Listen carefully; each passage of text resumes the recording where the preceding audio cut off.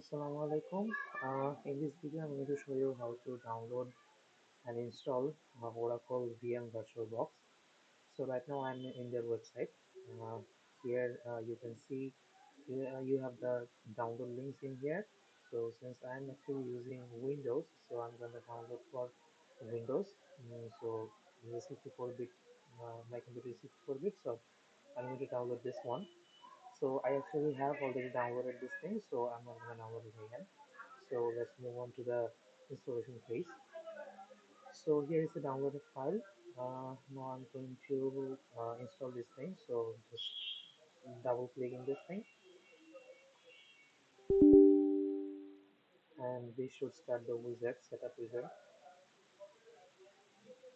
in here. So hit next, and in here I actually want to change the file location. So I'm going to change it. If you don't want to change it, just keep it as it is.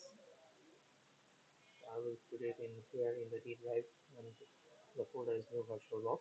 So hit OK. And if you don't want to change it, just leave it as it is, and then hit next. Yes, yes, and install.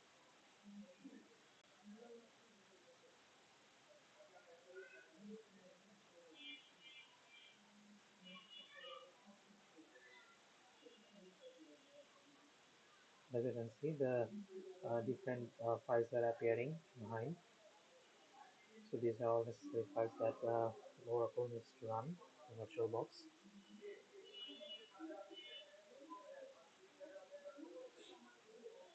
So just give it some time. Okay, so I do not want to start this immediately, so I'm gonna close it and hit finish. And there we go. Here is our VirtualBox. So I think it should add a desktop shortcut. Here it is. So here is our VirtualBox. Let me open it, and there we go.